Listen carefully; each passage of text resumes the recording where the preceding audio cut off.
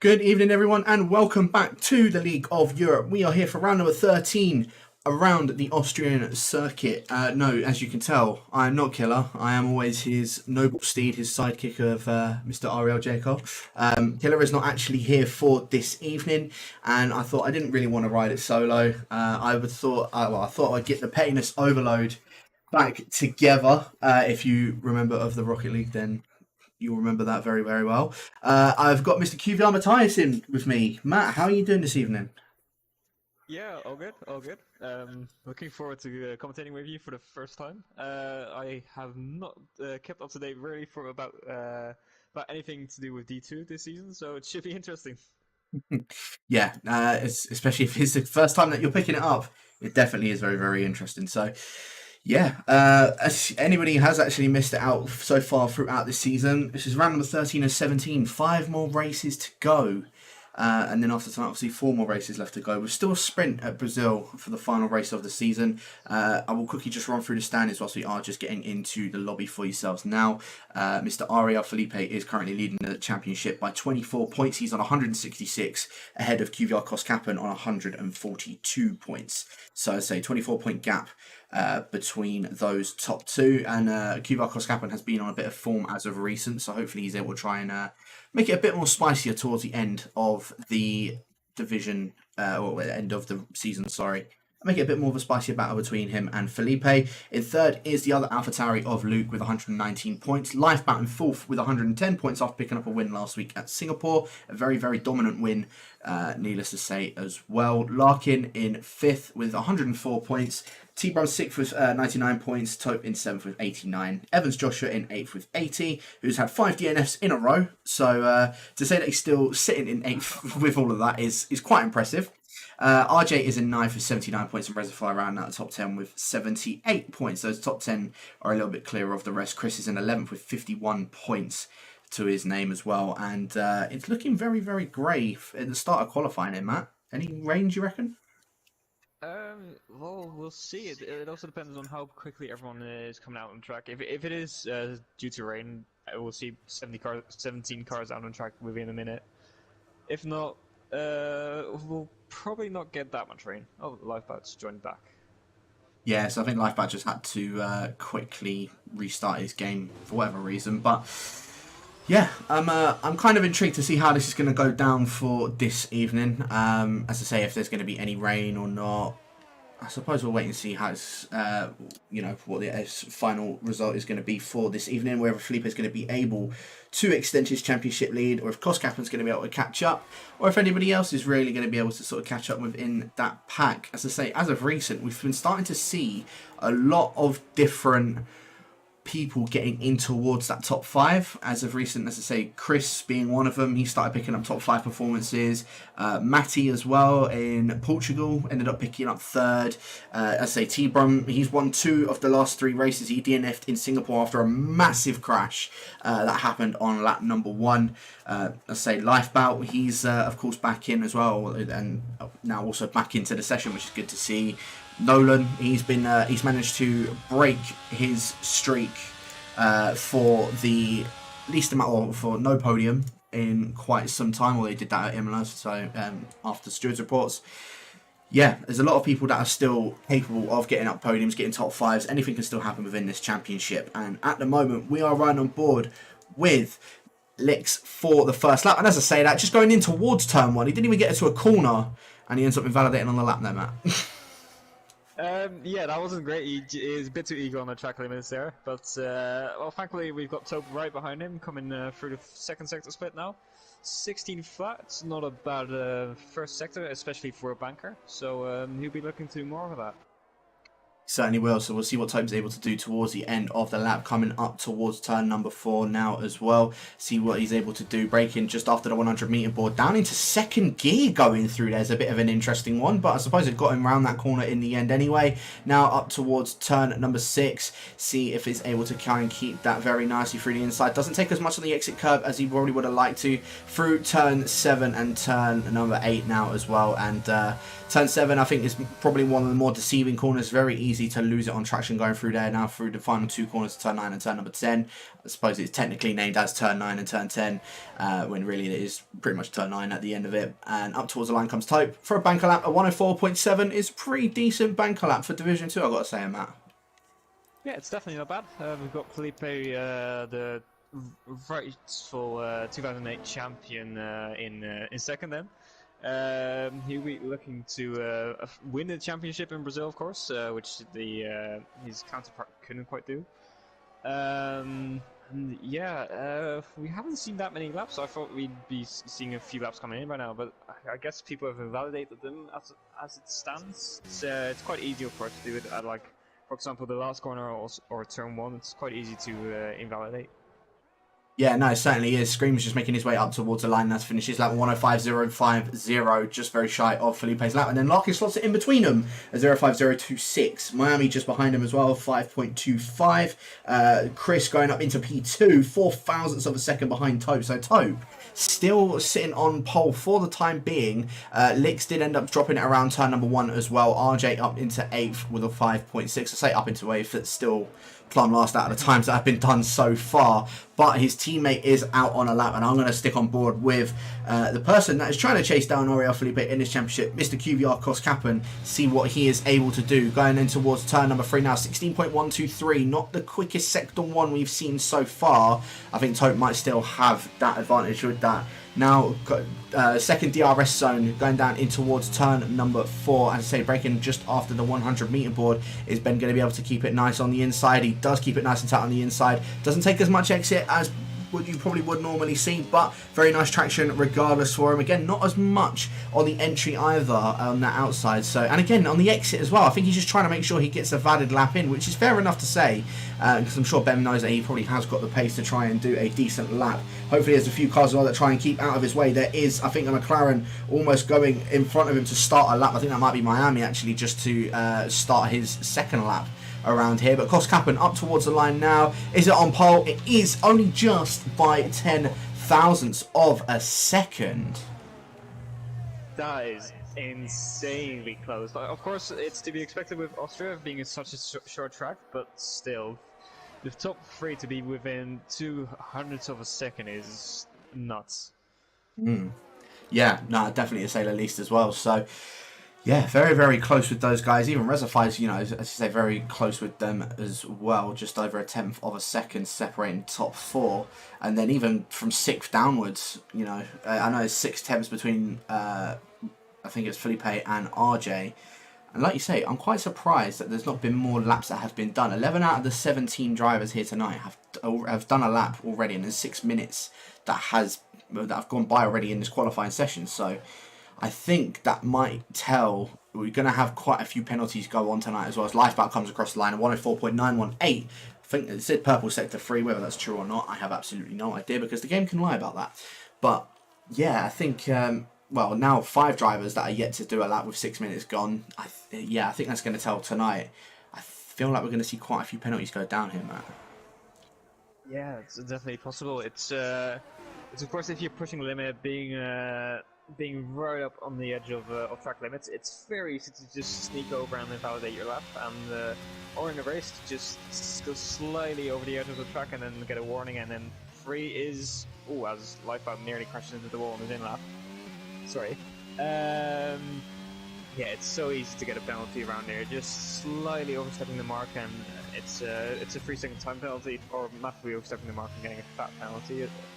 But probably won't see that tonight, hopefully at least. Yeah, currently the field spread of the people who've set laps is only 9/10, which is it's just testament as to how deep, how close D2 is. It's always has been. Yeah, no, it certainly always has been as well. And our championship leader, I'm riding on board with him. He's got 2 more corners left to go. He's 2 and a bit tenths up on his time through the final corner. He goes now, cuts that inside beautifully, but goes a bit too wide on the exit. I think it's still going to count as an improvement. I don't know if the stewards want to say something about that though, because it was a little bit of a track extend, but at the same time, yeah, manages to put himself up into P4. Luke goes around out of the final corner. His teammate, I think, was also up by about 0.2 of a second, and then ended up spinning it out of that final corner as well. So one AlphaTauri soars on up the table. The other one has to stay where he is for the time being, and I think Lix is just coming to finally finish his first lap out of, I think this is his third try around here, and it's into P10 with a 105.112. I can't lie, Matt. I thought we would have been seeing a few more quicker times than what we're seeing here tonight. The spread between Division 1 and Division 2 usually isn't massive, but tonight it's looking like it's a massive gap.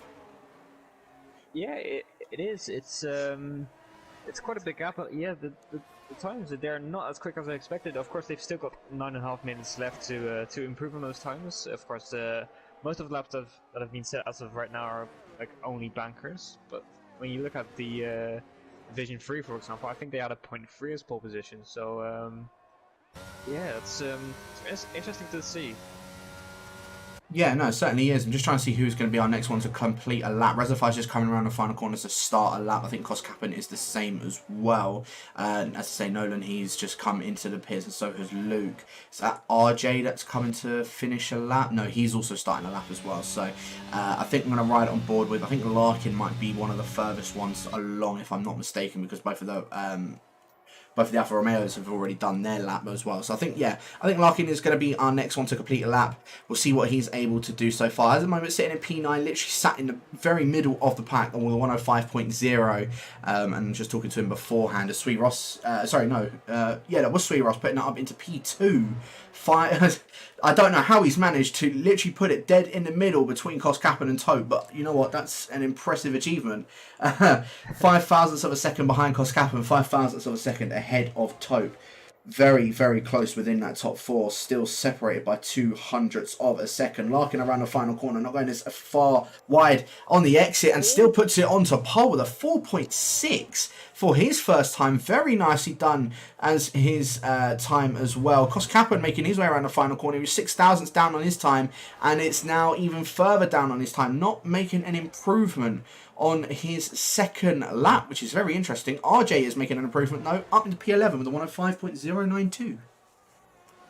Yeah, and especially with RJ's improvement now, the field spread is going even tighter. It's now 8 tenths between first and last in terms of the people who set laps.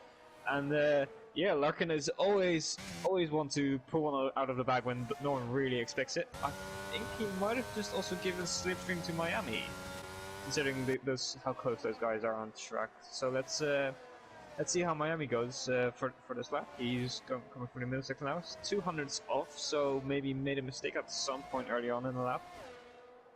Now coming up to turn 8, which is turn 9, so it's a bit confusing.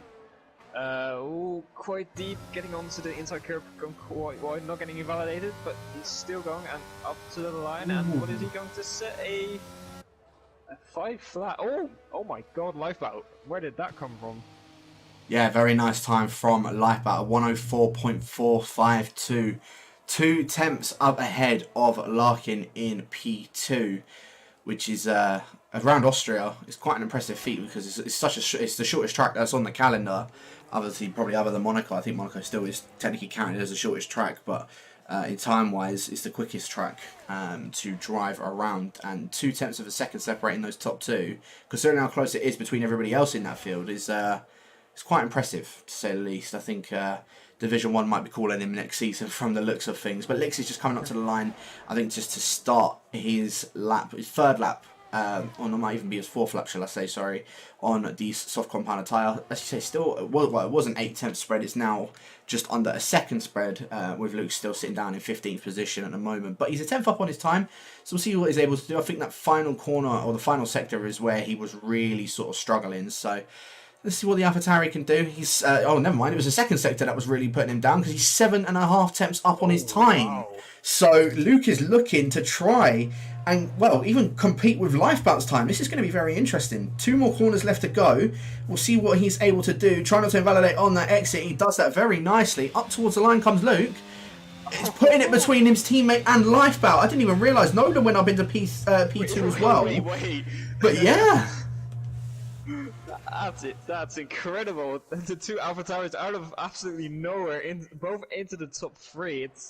The top 3 is all on the point 4. This is looking very, very spicy for the final runs in qualifying, because we've got so many drivers who can still get pole position, and at this point I don't have a clue who might get it.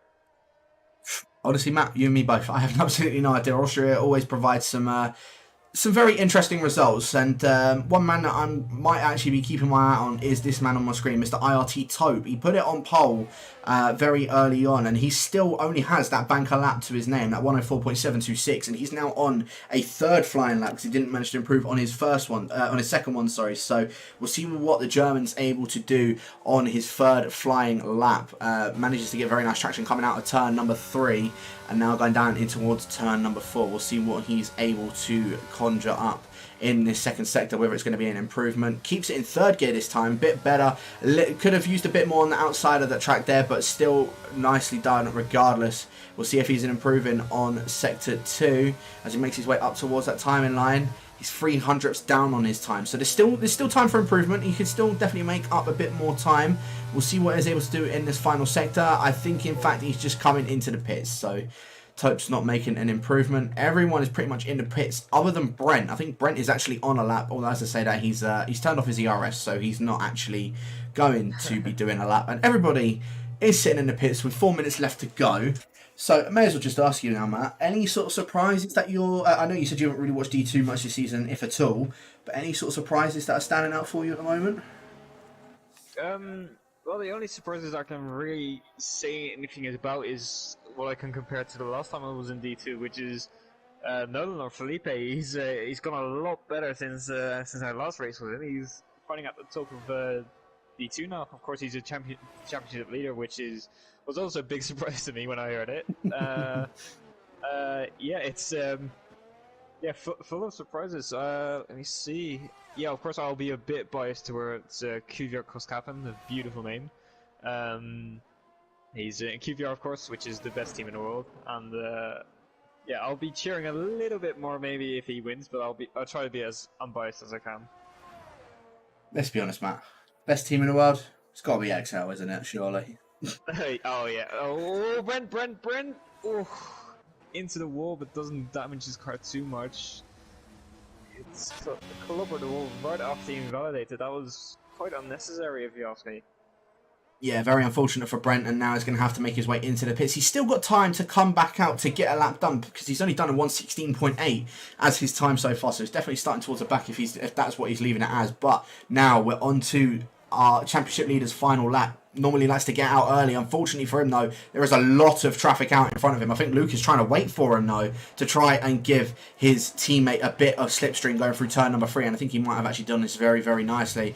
Sticking on board with Nolan. He's 900ths down on his time, but this slipstream is where he's going to make it up with his teammate. He is getting perfect slipstream from Luke. Luke needs to obviously pull off to that right-hand side to avoid making anything else with Nolan, and he does that beautifully. So we'll see what Nolan's able to do. He's 900ths down on his time through Sector 1, now through Sector 2. Is he going to be able to make any more improvement on this? It's looking like a very tidy lap so far. Very nice use of the curb on the outside there, but it's still 900ths down on his time despite getting that slipstream. Not taking as much on that curb there either, and in fact actually slows down now because I think he might be giving his teammate slipstream for his final run. So I think Nolan's for pole position is out of the question. He's not going to be able to get that fur this evening. We'll see if his teammate is able to, though, and he's getting the perfect slipstream from him in this final lap as well. I think it's just that anybody else that's maybe a little bit further out in front to complete a final flying lap. I think not Miami. He's just finishing a lap as... Oh, who's that? Just went out of turn 1. Luke. That's Luke. He spun out the rears and spun out of turn 1. That's his qualifying over. Unfortunately for him, I think that is his qualifying. No, to be fair, no. I don't think if he didn't hit the wall, he has still got time to get another qualifying lap done because he didn't actually. There's still over a minute left to go, so he's definitely still got time. He's just got to make sure he's not blocking anybody else like Miami, who's right on the back of him at the moment on a lap. But yeah, who's going to be the furthest one along? I think, in fact, it might be our pole sitter at the moment. Oh no, it's not even Lifebout. I think Mr. QVR Koskapen No, he's starting a lap. I hate this. I don't know why it keeps on doing this. All the time it does this glitch where it says it's started, like they've started a lap and they're on a lap, but they're not. It's done the same with Team Brum, so always a fun time with good old Codemaster. So yeah, I think Lifeboat is going to be our first one across the line, who's also actually just starting a lap apparently as well. So he's not actually doing that at the moment. We'll see anybody going to make any improvements. Rex goes up into P9. Yeah, no, it's not. I'm trying to see who's the furthest one along.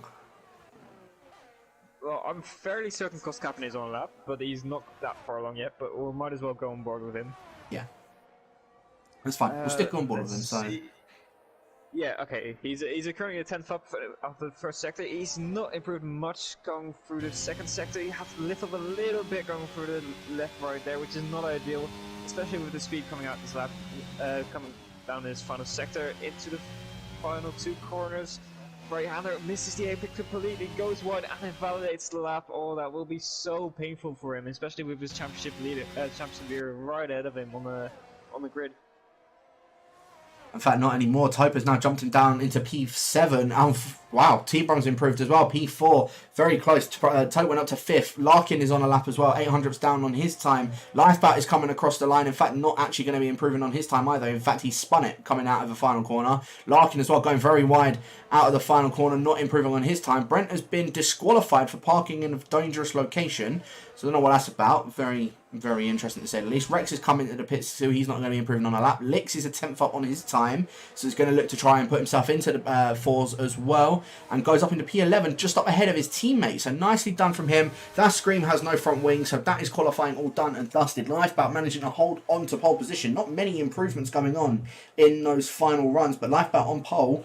Then it's the 2 AlphaTauris behind him. I think Lifeboat has got he's got a nice little race with these 2 AlphaTauris on behind him. They're not going to be holding back either. No, this will be very spicy for the race. And coming back to those the final runs, not seeing that many improvements. I'm not that surprised when the pressure's on, especially around a track like this where there are many corners to make up time. You just want to push as much as you can. It's so easy to overstep that boundary and lose time because you're just pushing too hard. And yeah, that's what we've seen. Not many improvements, but people who have smashed it. Or for example, T-Brum, who in his final run managed to get up to P4.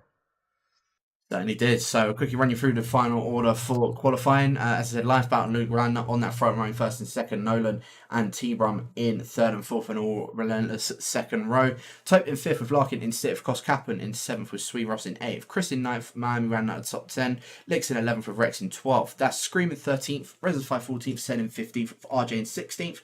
And then Brent, I don't know how he ended up getting disqualified, but yeah, that's very, very, very interesting. But he is going to be starting at the very back of the grid. I think he was starting there anyway. I don't think he did a time that was going to put him up ahead of anybody that was in front of him anyway. So, yeah, Brent's starting at the very back end of the grid. And, yeah, I think it's all eyes on that front three. Lifeboat, Luke and Nolan. We'll see who's going to be able to come out on top. As you say, Koskapen, I think, is going to be a bit disappointed with how he did in that qualifying session. Down in P7. Is it's not where he really wants to be starting, especially with considering his title rival is starting in P3 at the moment. So we'll see if he's able to maybe make up a few places, or if it's going to be the exact same as what happened in Singapore. It's going to be a massive calamity going down into towards turn 3 or turn 4 here, Matt. So hopefully we don't see the same thing, but you never know. Yeah, it could be very very exciting. Of course, there's always a bit of drama around Austria, no matter what race it is, especially in league racing. Austria always provides very good racing, and yeah, I'm not quite sure. I think I think Koskapen, he'll have a very difficult race ahead of him. It's all about his straight line speed. If it's good enough and he can actually challenge what's in a DRS train, he will have some opportunity to move up through the field, but yeah, it could be very, very difficult for him. Yeah, it's going to be... I think it's going to be difficult, especially with Austria being the track that it is. A lot of trains sort of seem to form, or one big train seems to form. If you fall out of that, then yeah, good luck trying to get back in. But oh, I've just seen Luke. I don't know how he's done it. Has spun at turn 2, and yes, I mean the actual turn 2, the little kink, he spun through that, so that was quite interesting on the formation lap. And he's trying it again. yeah, my he's God. hit someone as well, so that's He's going to be hit a someone. DSQ. I think that's T-Brum. It is, yeah. Wow. Okay, so both of those are going to be starting with cold tyres. This, Yeah, it's spicy. that makes it even more spicy because now both of those guys, I think they're on the right hand side. They're on the inside line. Larkin is the one that's behind a pair of them. I think there's going to be, I think there is going to definitely be some sort of carnage going down into turn 1 here, Matt. It's just whether they're going to be able to keep it clean. Hopefully they do, because it'll probably make it for better racing. But well, I suppose we will await and see. Obviously, Luke and T-Brum already on the grid after being DSQ'd in that formation lap, waiting for everybody just to make their way up towards their grid slots and we can get this underway. Very quick, Matt. Who's winning? I'm gonna have to go with. I'm not sure whether it's a surprise, but I'm gonna go with Larkin for the win. Okay. Lifeboat in second, and Felipe in third. Okay. We'll see if that result does pan out. And for round number 13, let's get this underway. So, we have 3, 4, 5 red lights. And we are underway for round number 13.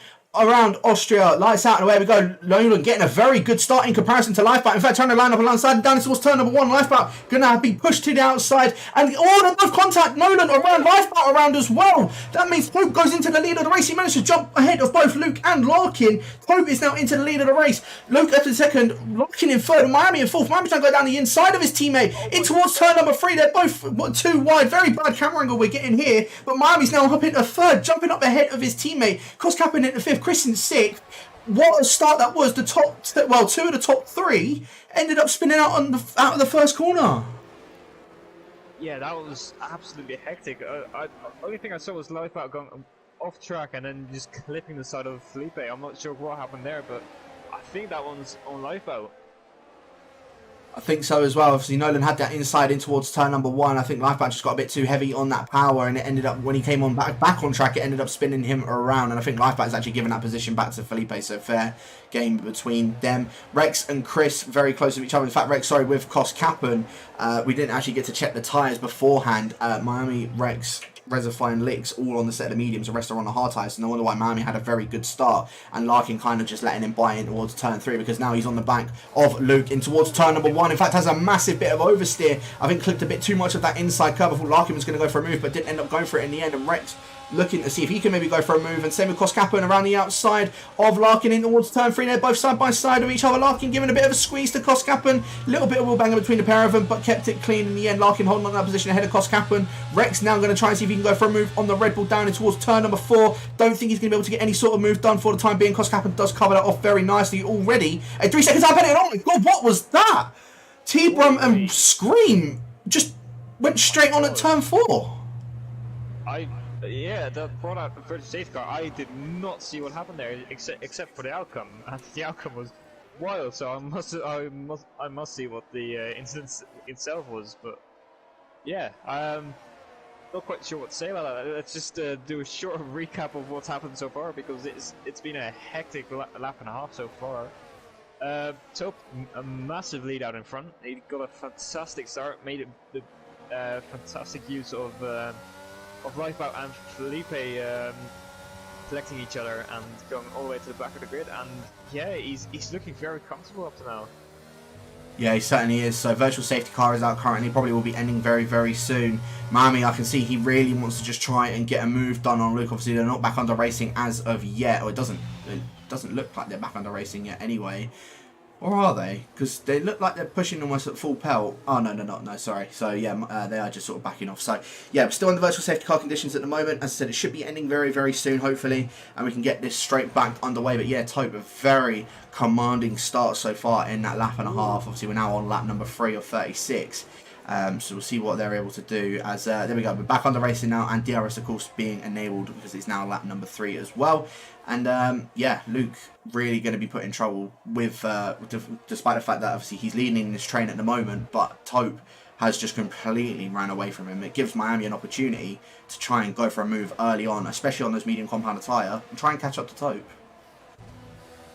Yeah, definitely. Of course, everyone knows how extremely powerful that DRS is, and yeah, I think it's going to be enabled this lap. Yes, it is. Yeah, the rear wing from Miami is open, and he's hunting down Luke. And I think we might just see a move already into turn 3. He's using his DRS. He's got the DRS open. He's looking to the inside of Luke, going down the inside. Breaks a little bit later than him. Does he overshoot it slightly? And the switchback is there for Luke. And yeah, Miami is also getting passed now by Larkin. Larkin made great use of that. Miami shot himself in his own foot. That was just, yeah, not to be harsh, but a little bit of poor racecraft there. Yeah, I think we've seen it from Miami quite a lot this season. Unfortunately for him, he's not exactly been the best with in regards to that, and very unfortunate for him obviously to not get that move done in the end, and even getting overtaken by his teammate. As I say, I think it was a bit too eager to go for that move, which is fair enough. Obviously, he had the speed, he had the opportunity to do it, so why not? But yeah, I think he just overshot a bit too much, and he's now, of course, lost that position out to his teammates. So now down in the P4. Still not a bad one for him so far, though. Restify picking up a 3-second time penalty. It now gives Larkin the opportunity to try and overtake Luke. But what this is doing for this championship, I think Koskappen is now going to be loving life. The fact that he's now in P5 and his rival is down in 14th position. As all Miami having a bit of an oversteer moment now allows Koskappen to go for a move on Miami now down in towards turn 3. They're both using their ERS to try and stay up ahead of one another. Koskappen's going to have the outside. Miami's going to have the inside. Who's breaking later out of the two of them? That is going to be Koskappen, although it means that I think the roles have completely reversed. Miami now going to try and have the better traction out of turn number 3 in comparison to Koskappen. Not going to be able to do so. It's Koskappen. I don't know how he managed to, but had the better traction coming out of turn number 3 as Larkin trying to go around the outside of Luke in towards turn number 4. Both very close to each other and getting shoved out on towards the grass. I think it was really still Luke's corner, but at the same time probably could have left a little bit of space, but at the same time it was Luke's corner in the end. So I suppose that is fair game. But all of this battling going on, it just means that Taupe is allowed to run away even further here, Matt. Yeah, but surprisingly enough, he's only gained like 2 tenths so far, despite the guys behind him battling. So I'm not sure how good his pace is, as we have a yellow flag a little bit further. Might have been RJW having a small moment there. But yeah, it's I'm interested to see what Larkin can do if he gets past Luke, whether he has better pace than Taupe or whether it's like Taupe has proper good pace and Brent is around again. Very unfortunate. Let's see if Larkin's able to do what his teammate couldn't. Luke's going to try and hold it around the outside in towards turn number 3. Larkin is going to get that move done in the end and get that position up ahead of Luke, but Luke is going to have the DRS. In fact, no, none of them got DRS in the end after all of that. So it means that we could see Koskappen maybe try and go for a move and Luke in towards turn number 4. He's not going to go for it. Not going to be the last of the late breakers like Miami was in the turn 3. And it means that Larkin now into second position. We'll see if he's now able to try and do a bit of a catch-up on towards Taupe. And as I say that, he's already caught up by about 2 tenths of a second just in this lap alone. I suppose that's what DRS can do for you as well. As we see our first retiree of the session, Brent, after 6 laps in the pits. Not very good to see. But yeah, first retiree of the session for this evening, and I'm going to be honest, Matt, I don't think it's our last. Sorry, one more time, I didn't quite catch that. As I said, I don't think it's going to be our final, I don't think that's going to be our last retiree of the session. Obviously, we've had our first one, but yeah. Yeah, it's so easy to retire. It's either you've really given up on the race, which, surprisingly enough, the scrim is still hope for a good result. Oh, as Luke comes back at Larkin, and he's made the move down the inside, and Larkin now has the DRS for this part of the straight. Will he fight back? He's not using his DRS, and that is Luke back past Larkin. Maybe they're trying to work together to get back into Taupe's territory, because like using this DRS to pass one another, they've managed to catch 3 tenths on this lap. Yeah, it would be the smart thing to go ahead and do that, you know, try and use each other's DRS just to try and catch up to that race leader. And as I say, it's working so far. You know, that they are starting to gain up towards the back of Toba. Toba's been driving very well so far in these first 7 laps. Not really sort of put a foot wrong so far as well in this race. So it's good to see from him. A little bit of an interesting one as well towards the back end. Of course, these two were in the top 3 at the start.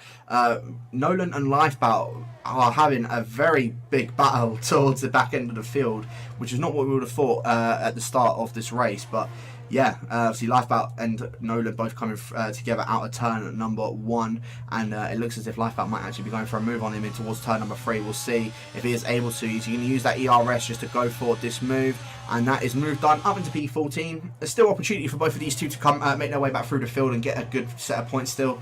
Obviously anything can happen in these races. There's still another 28 and 29 odd laps to go, so anything can still really happen between these guys. Yeah, exactly. If you look at D1, for example, a certain AlphaTauri's race looked completely lost until a safety car came out and that completely brought him back into the race. So yeah, I think Felipe and Lifeboat will be hoping the same, at least to catch back up to the pack, and maybe alter strategy a little bit, try something different than the pack ahead of him, and yeah, try to make moves up the field. But as it currently stands, they're still battling one another, quite close in proximity of one another, so 6 tenths difference currently. Lifeboat does looks to have a bit more pace than Felipe right now, but Felipe might just be taking it easy, being satisfied with being in his DRS and just getting carried along. Yeah, no, for sure. And both Rezify and Sen picking up another penalty. And speaking of Rezify, going for the move down in towards turn number 3 on Chris. A little bit of wheel banging between the pair of them, but I think Rezify had that inside for that corner. Chris, I think, just tried to turn in a little bit too early, but Rezify manages to get that move done now up into P7 on those mediums. He's making those mediums work a little bit better than what both Rex and Miami are, because Miami's now lost, let's say, another position to Koskappen, and it now brings those 3 medium runners all together, and I think we're going to start to see now a crossover point between the mediums and the hards, which is, it's weird to say because it's very early. It's only lap number 9. But I think the hards, they are pretty durable around here. Slow while they're at it, but they are pretty durable. So, yeah, I think already the crossover point has happened with the mediums and the hards in Miami. You can see just losing a little bit of time to Koskappen out in front of him. So, might start to become a bit vulnerable to the Alfa Romeo and the Ferrari behind him. But, yeah, both Rezify and Sen, I think already, if I'm not mistaken, yeah, they both have 6 seconds of penalties already in lap 10. So I think we're going to see quite a few more penalties go on tonight between these guys. As I think we're going to see a move go down for P2. Luke, he's got that red flashing light on the back of his car already. Larkin going to go down the inside in towards turn number 3 on the AlphaTauri. Luke's going to try and hold it around the outside, but not going to be able to get it done in the end. In fact, he's going for a switchback. Oh, turn 3, and that's contact between the pair of them. A little bit of oversteer from Larkin as well, from what it looked like. And Luke was on the had that inside, and it spun the both of them around, and both of them, I believe, have wing damage. So we're fighting for 2nd and 3rd. They're now down with Nolan and Lifeboat with damage as well at this point. And I don't know if Lifeboat got an illegal overtake or something, but it looks as if he's trying to let Larkin go back through. Yeah, it must have been like one of those really annoying ones when the people in the incident get going again, but the yellow flag is still out, and yeah, the overtake happens, and Lifeboat, it's really costing because he's now outside of that 1 second window to Felipe. Felipe is not pushing that much to keep him out of DRS, so Lifeboat just about gets back in, I think. Yeah, just about gets back into DRS, and yeah, someone who's really really loving life right now is Koskappen. He's in 2nd. All his main rivals for this race have gone all the way to the back of the field, and they're barely scoring any points, and he's in 2nd. Yeah, he's going to be very happy that all of this is going down, and now Miami as well. He's going to be quite happy that he's now back up into 3rd. Probably going to be, well, he's definitely sitting in a party with his teammate at the moment, and I know Larkin is not going to be best pleased as to what has happened with that. As T-Brum and Licks going side by side in towards turn 4. T-Brum having that inside, gets that move done on Licks in towards turn number 4. The Canadian now moving his way up through the field with a penalty to his name as well. I didn't even realise he had a penalty to himself, but must have picked it up very, very recently. But I think, as I say, with that move that T-Rum's now done on Licks, I think that is confirming that these mediums are definitely starting to die off now in comparison to those hard tyres. So I think we're going to start to see these guys that are on the hards, like the likes of Chris and Sweeros, the 2 Alpines behind the Ferrari of Resify, I think they're going to start to get some moves done on these medium runners out in front. Miami already also starting to lose a little bit of time to Koskappen. He's still hanging on in there only just. I think that DRS is helping him quite significantly, but he's he's starting to lose out a bit of time. And interestingly enough as well, Koskappen is catching Tope. Yeah, Koskappen is now really using that race pace he has. Of course, he was in that DRS train earlier with Luca and Larkin, but now they've taken themselves out of the equation. It's looking advantage Koskappen with the pace he has. He's catching Tope with a few tenths of lap as it currently stands. He's doing very well, and Tope is probably looking in his rearview mirror like he has to be very worried. Yeah, no, he definitely will need to start getting a little bit worried. Although saying that in this final sector, he looks as if he's sort of pulled a little bit more of a gap from Koskappen. But yeah, Lick's getting overtaken by Sen now as well. So Sen's now up into 9th. Lick's now down into 10th on those medium compounder tyres. So yeah, Lick's is really struggling on these mediums in comparison. I think he's struggling the most out of the lot of them, which is quite surprising to say.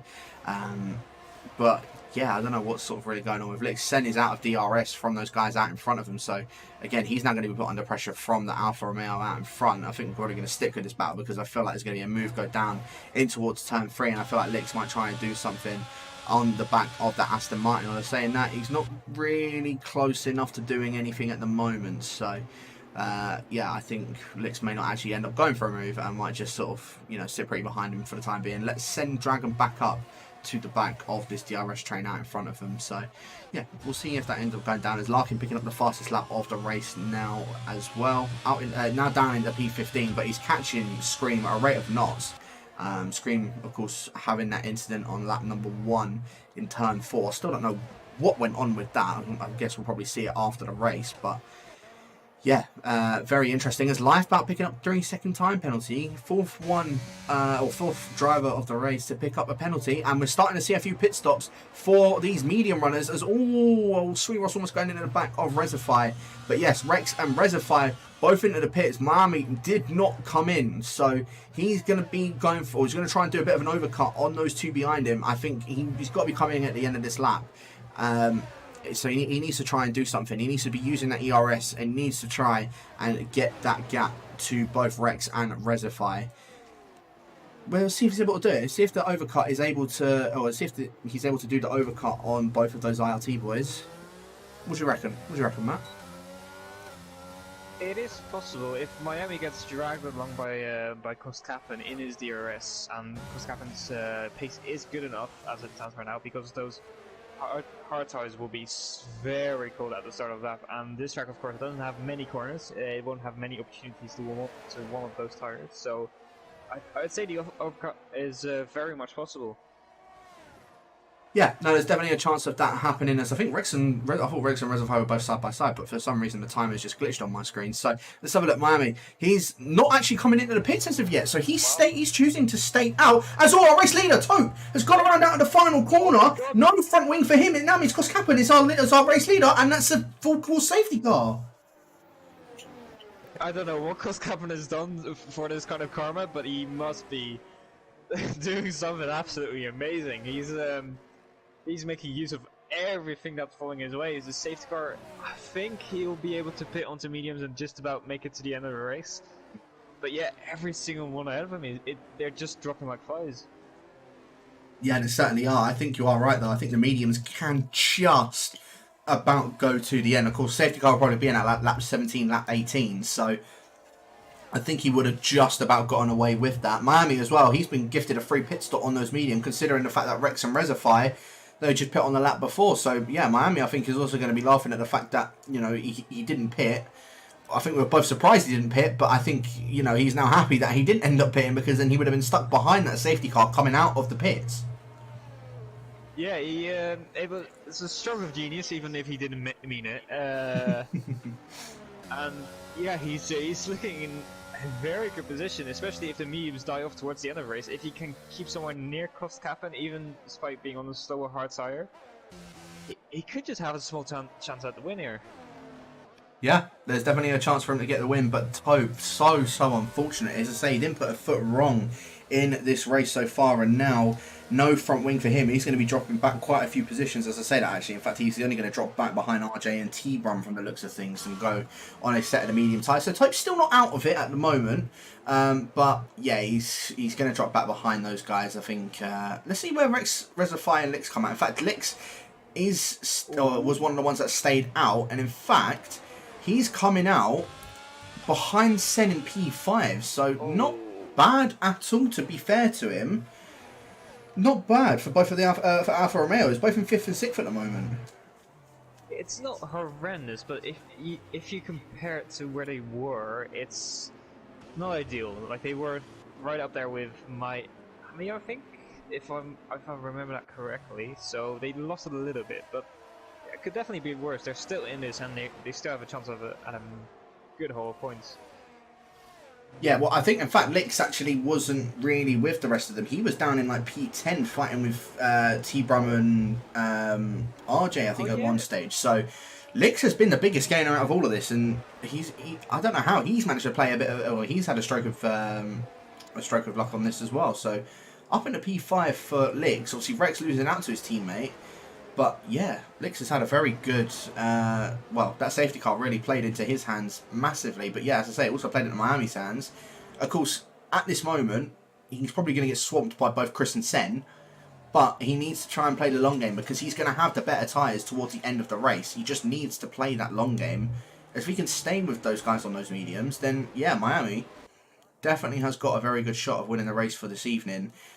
Lix as well, he's got a very good opportunity. He's only done one lap on the hards. I think he pit just before the safety car came out. Same with his teammate. Obviously his teammate pit the lap before him, and Lix pit literally on the lap that the safety car did come out. So yeah, I think he's in a pretty good position as well to potentially get a podium for this evening, especially considering that Sen has 6 seconds of penalties as well.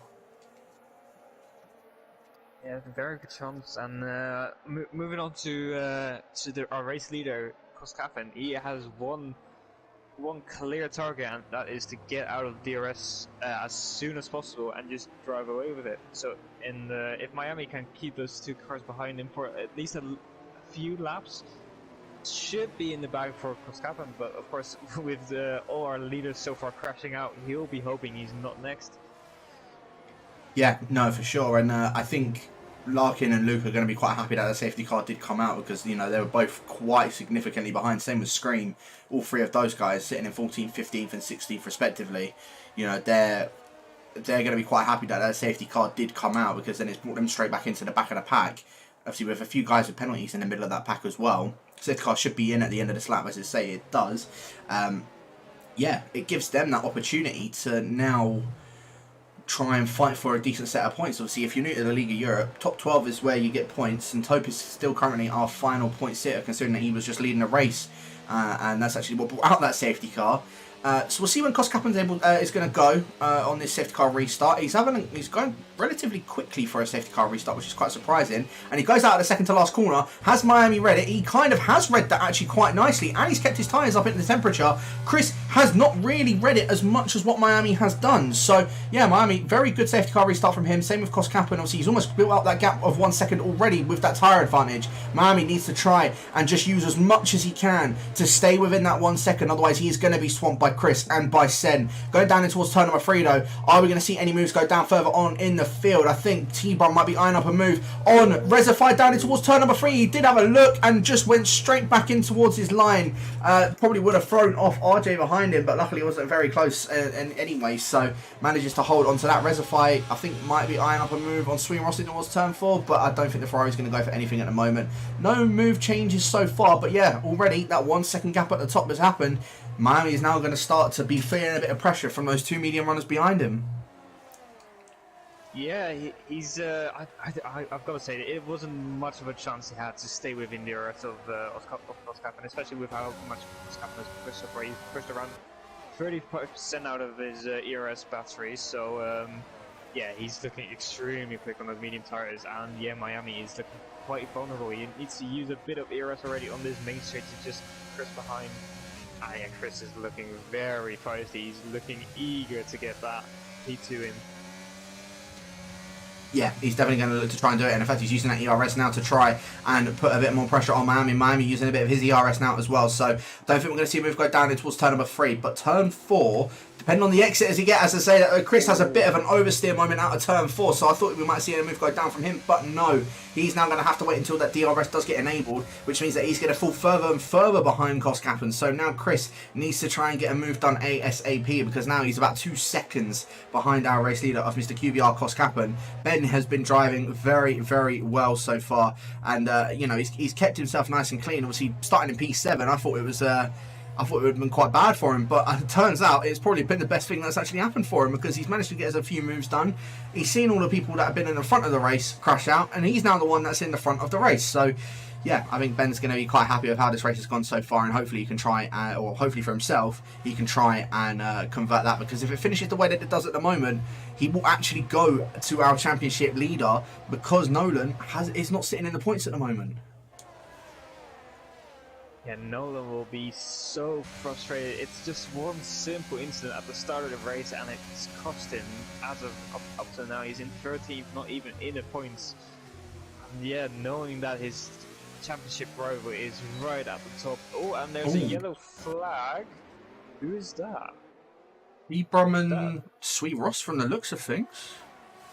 Yeah, but I think a few more people lost positions, but I'm not quite sure, as it is now a massive battle, as it's all close right up. Team Brumman losing 2 positions in one corner. Does he have damage by any chance? Doesn't look like it.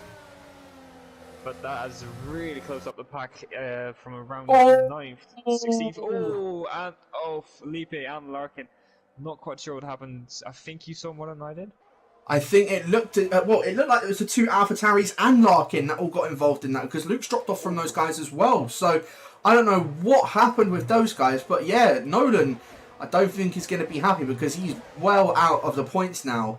I mean, there's still obviously opportunities, because there's still 15 more laps off to go, but there's definitely, it's looking less and less likely he's going to get points. Chris going around the outside to have the inside for turn 2, and then, well, that's moved on already on Miami. Sen is now also looking to see if he can go for some sort of move. Of course, Chris won't have any DRS, Miami will. For Miami, it's probably best just to wait. It's probably not best to try and go for any moves on Chris, just to sit behind him, chill, try and keep Sen behind his oars. As I say, that Sen goes very deep in towards turn 4. I thought he was going to hit the back of the McLaren then, but yeah, for Miami, it's best for him to try and stay on the back of Chris. He's driven well so far, to be fair to him. You know, he's managed to keep a stable gap to Koskappen, and he's also keeping up with Chris for the time being. Also, I know Chris has only just passed him, but he's managed to keep a stable gap of just over a second to our race leader. So he's doing well on those hard tyres. As I say, he's just got to probably give it another 10 more laps, and then those hards are going to be the better tyre to be on in comparison to those mediums.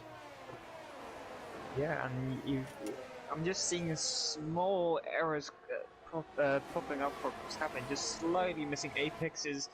It's slipping a little bit sloppy. He is gaining time now, but I think that's also down to the fact that he's used quite a bit of ERS to compensate for those errors. It's looking a little bit sloppy, so he's not as comfortable as it might seem looking at the gap, as the reservoir goes past Lex before they even get into turn 3, and that's moved on for him.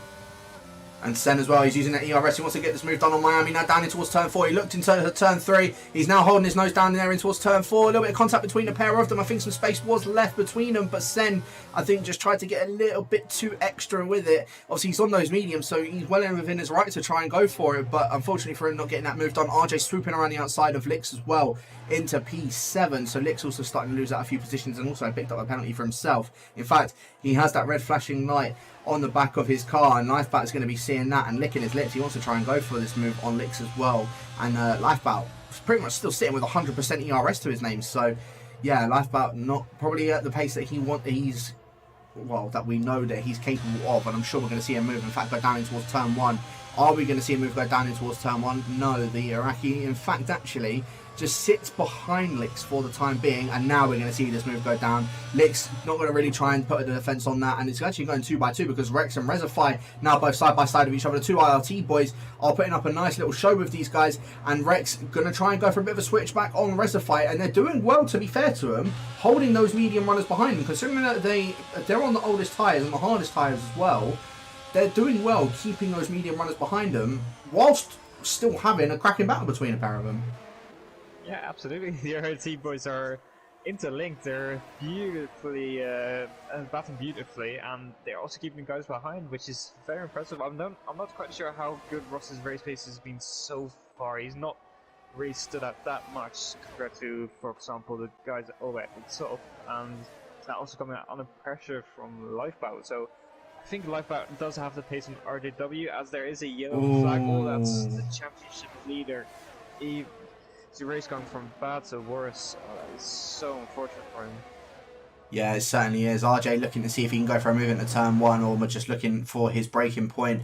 Wants to try and get the best exit, and he definitely has got a better one in comparison to Rex. He's now going to go for the move in towards turn number 3. Rex is still going to be using his ERS, though. He wants to try and keep that position up ahead of RJ, but he's not going to be able to hold on for much longer. Down the inside goes RJ in towards turn 3. They're both still interlocking with each other. RJ's not going to have the better run out of comparison to Rex, and now it allows Lifeboat to see if he can try and go for a move, but no, RJ going to be using that ERS. Rex moves over a little bit later than what it probably should have done. RJ's going to hold it down the inside in towards turn 4. A little bit of wheel banging between the pair of them. The American's going to get a better traction and get that move, be able to hold on to that position. Lifeboat, though, is also going to see if he can try and up a move as Sweet Ross gets the move done on Licks. In fact, they're both side by side through turn number 5 now. Turn number 6. And Sweet Ross sweeping around the outside through turn 7 to have the inside for turn 8. Very nicely done from the Alpine. Lifeboat, though, still trying to look around the outside of RJ in towards the second to last corner. RJ almost hitting into the side of him, pretty much forcing him out, but at the same time RJ was ahead at that point. They're both still side by side with each other, as that's that screen going around at the final corner. D and F in, and that is bringing out another safety car. Lifeboat got the move done on RJ just about as well. So very nicely done from Lifeboat to get the move done on RJ, because now it means in that safety car restart he's going to be ahead of him. There's not much RJ can really sort of do. Koskappen, though, I don't think he's going to be quite happy that safety car came up, because he had that nice little 2-second buffer to Chris. Yeah, he'll be so annoyed at that safety car. I've been in his position a few times back in D2, never in D1 of course, because I'm just not that guy.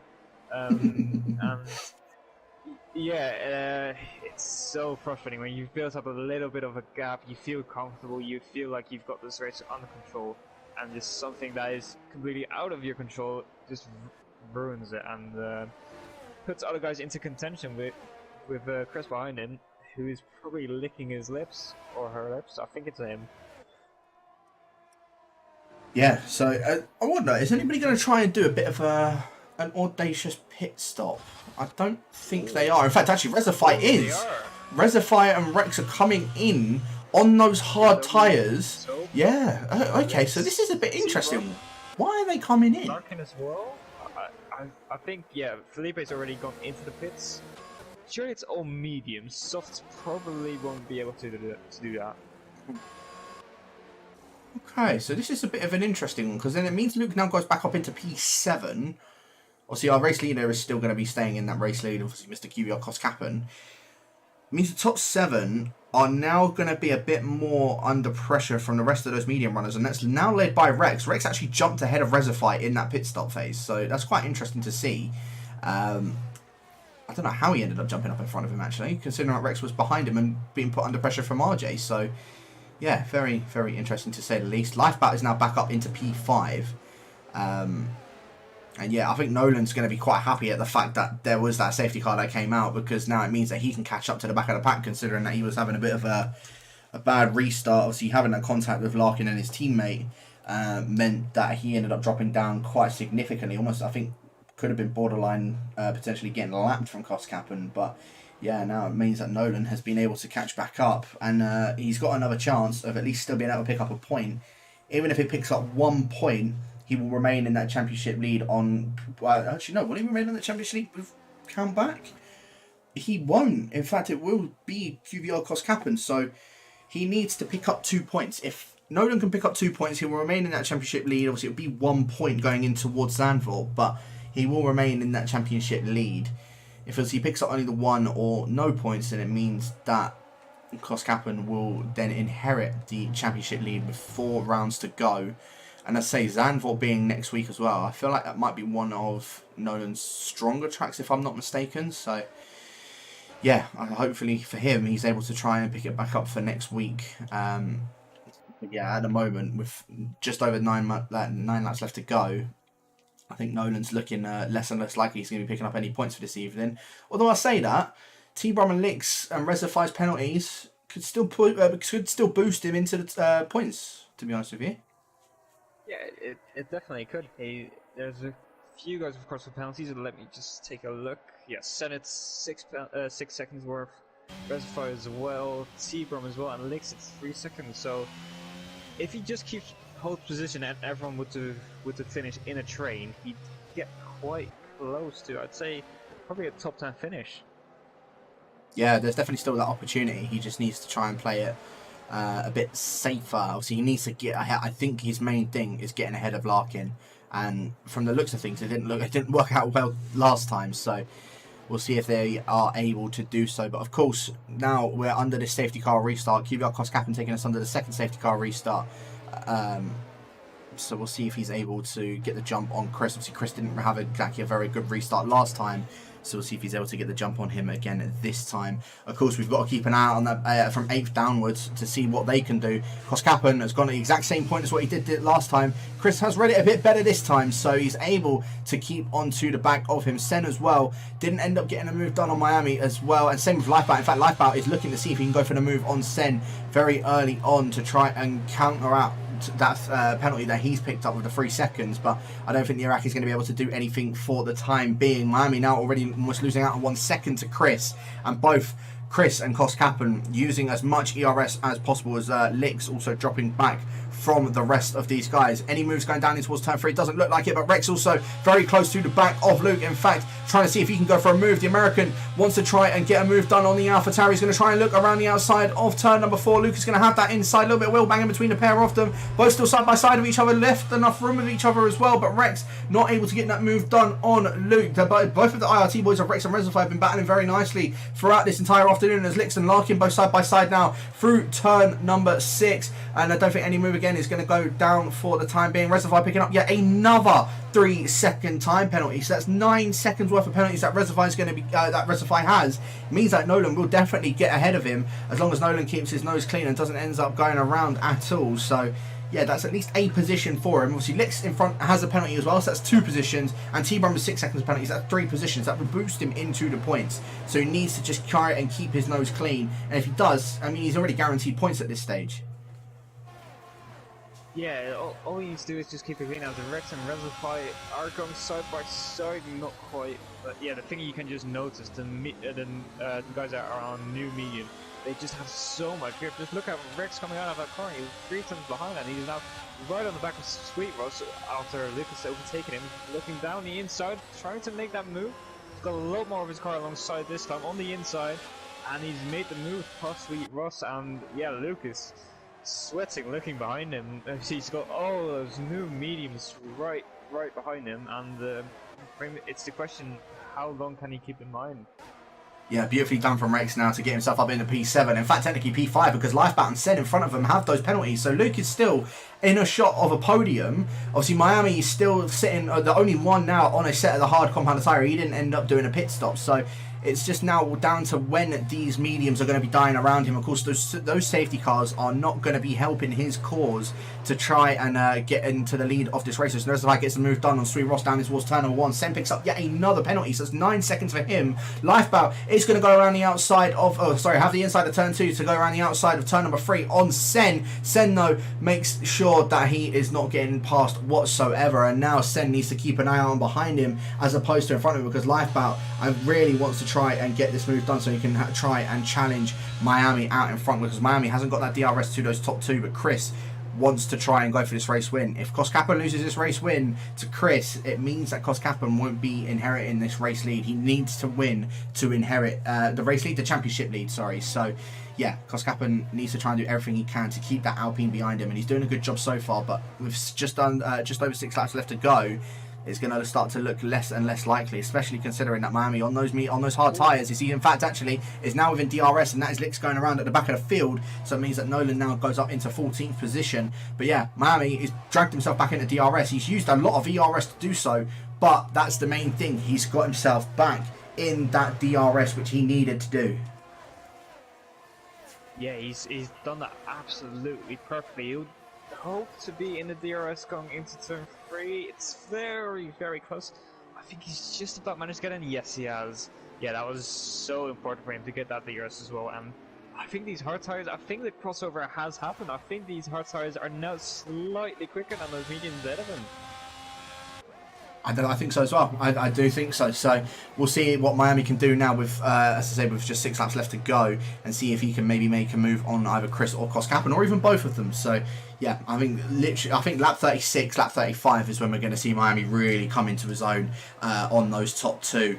But the ones I'm still looking at, the guys from 7th downwards, obviously Sweet Ross is now down into 13th. He's been overtaken by all of those guys that pit for those fresh mediums. Rex now onto the back of Luke. Of course, the DRS really helping out Luke to keep up ahead of those guys on those mediums. But Rex needs to try and do something to get this move done on Luke. This will be, I think, might be Rex's highest finishing position for this season if he does jump up ahead of Luke, because of course with Lifebout and Sen's penalties. It means that he will end up finishing in 4th position as opposed to finishing in 5th, as Lifebout going to try and go down the inside of Sen in towards turn 3. Sen in fact covers that one off, has to go back towards the outside, now wants to try and go for a switchback on the Aston Martin, does tap him on the back ever so slightly, and means that Lifebout again can't get a move done on the Aston Martin out in front, and Sen is now starting to run a little bit lower on ERS as well. Miami has started to gain quite a bit back since he's got dragged himself back in towards DRS, but again he's on the cusp of losing it, so he may need to try and burn a bit more to try and maintain that DRS, or saying that going through that corner he's just getting another 2 tenths on them. So yeah, I think the crossover has definitely happened. Those hards are definitely better than those mediums. Miami needs to try and make the most of it. Yeah, and out of the top 2, I hate to say it, but currently Chris is looking the better out of the 2. He's looking a lot more comfortable with the grip he has, as Verstappen picks up another penalty. He's looking a lot more comfortable. He has the DRS, of course, he has 30% more ERS. Yeah, as it stands right now, I think out of these 3, I'd still go for Chris as the favourite. It's looking likely as well, and a very interesting thing as well. Oh, as RJ gets past Resify, and in fact T-Brum does as well. Resify must have made a mistake coming out of turn number 1, but Nolan got past Sweet Ross. And we've been getting past Sweet Ross, of course, Resify and T-Brum with dead penalties, as well as Sen, as Lifebout gets the move done on Sen. And in fact, Sen actually made a mistake coming out of turn 3, because it now meant that Luke gets the move done on him. Luke's now up into a net P, well, still a net P4, but that's good for him because he separates a car between Luke and Rex, where Rex was trying a challenge on him, as that spinner, that is Resify, dropping down into P14. So he's now had another spin, and this time out of turn number 4, and it now means, unfortunately, the Ferrari driver is now out of the points and pretty much solidified out of the points. Even if a safety car comes out, he's got like 9 or 12 seconds of penalties worth. So yeah, Resify out of the points for certain, unless there are of course a couple of DNFers in these last remaining laps. But yeah, Rex now a bit annoyed because he's put a car between himself and Luke, with Sen sitting in the way. He needs to get a move done again if he still wants a shot of a podium. Chris, though, he is so close to the back of Koskappen and has quite a bit more ERS to play with. He just needs to start utilising it a bit more to get Koskappen to use his ERS, because otherwise if he leaves it too little too late, I think Koskappen can still win this race. I think there's still a very good opportunity for him to win this race. Oh, that's a very poor exit from Chris there. He has to burn his ERS a bit to get closer again. Yeah, it's just Koskappen goes slightly deep into turn 3 every single time. I'm not sure whether he's just looking in his rearview mirror, just trying to focus too much on Chris behind him. He's looking a little bit shaky. It'll be very impressive if either of them can keep Miami behind, because Miami's tires just look a lot better as it stands right now. He's just looking so comfortable. Oh, as something massive has happened back there. I don't know quite what it was. It's Rex and Sen. Oh, that is so unfortunate. Yeah, very unfortunate. RJ as well, getting overtaken by Taupe. So I'm not sure what went on there, but it now means that Nolan is in P9 and he's pretty much solidified for keeping this championship lead for the time being. But it's just what damage is going to be done in regards to that life, by having a little bit of an oversteer moment out of turn number 1. Taupe going around out of turn 1 as well. I thought that was Nolan with him as well, but it's not. In fact, Nolan did. I think he might have made contact with Taupe going out of turn 1, because he's ended up getting past by Sen and Sweet Ross. So yeah, I don't know what's happened with that. As here we go, Miami on the back of Chris in towards turn number 4. Not going to go for the move at the moment, but I told you lap 35, lap 36 is where we're going to start to see Miami come into the zone. He needs to get a move done on Chris pretty much in this lap, or gets 2 moves done on the final lap to win this race. We've only got about 18 or, well, no, sorry, less than 18 corners left to go, and could Miami be picking up his first win of the season? Could Chris, I think this would be Chris's first win of the season as well, if he does do it. Yeah, it'd be his second podium and his first win of the season if he can do it. That's another spinner. That is Sweet Ross out of turn number 8. So, onto the final lap now here, Matt. Lifeboat is all over the back of Miami. In fact, Lifeboat is the one that's looking the quickest out of a lot of them. He needs to try, if he wants to try and stop Miami from getting a race win, he needs to get the move done ASAP, but I don't think he's going to. Chris, he has had a big moment, so let's have a look. Larkin has gone around out of turn number 1, so that's pretty much his chances gone as well. Now, final lap. You saw that red flashing light on the back of him as all. Miami tagging Chris around. Miami has just tagged Chris. It means Miami's now up into second. Lifeboat is going to try and put pressure on him. It means Koskappen's allowed to soar on through, and Miami not going to be able to. Well, I think that's going to be a steward's report coming his way at the end of the race. Nolan, I don't know how he's done it. He's back up into 6th position.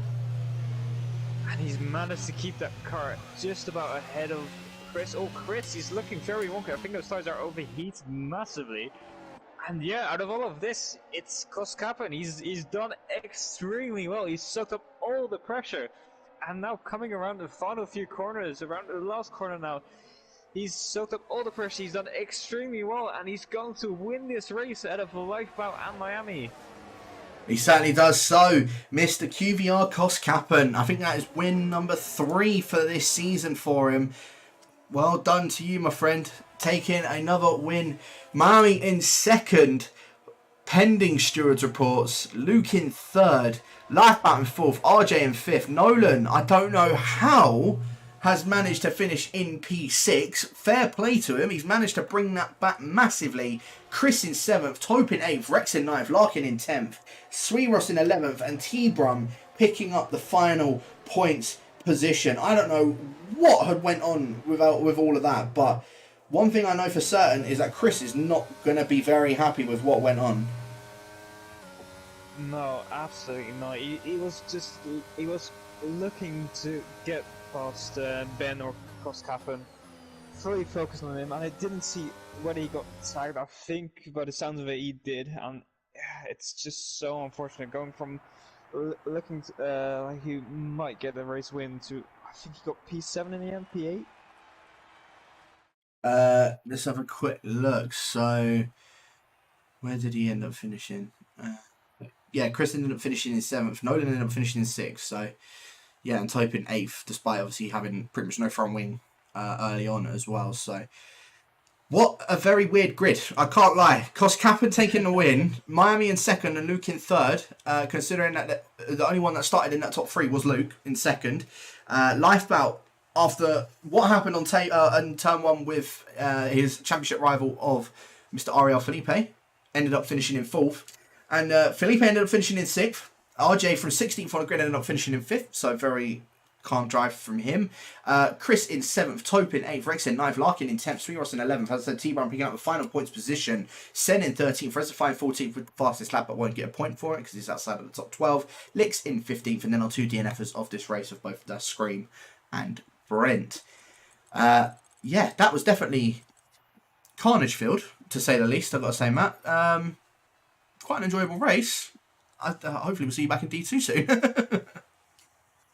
Yeah, definitely. If either you or Jake can make it, I thoroughly enjoyed that. That was hectic, but yeah, a massive bit of entertainment. And yeah, if ever races like this, I might not commentate, but I'll definitely tune into the races. As I say, I feel like we've kind of swayed your opinion of Division 2, so probably going to be watching it a lot more now, so which is fair enough. But yeah, that was an interesting race to say the least. Koskappen taking a win and Nolan taking 6th means that Nolan ends up getting 8 points to Koskappen's 25.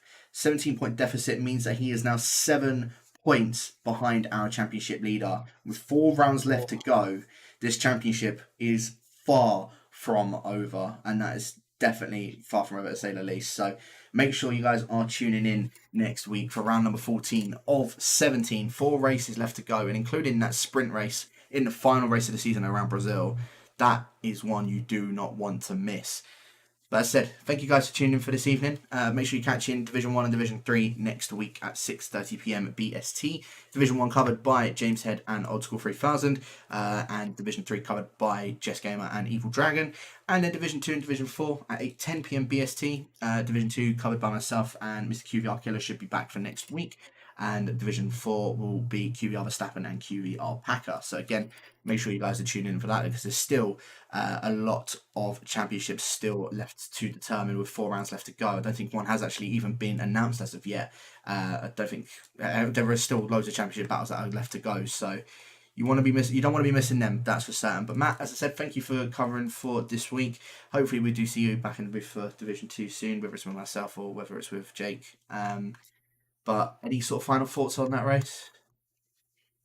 Well, just a massive thanks to the drivers on the grid. They put on a show, and it helped me get past my PTSD of D2. Fair enough, fair enough. Well, yeah, thank you very much everyone for tuning in, and we'll catch you guys next week for round number 14 around Zan.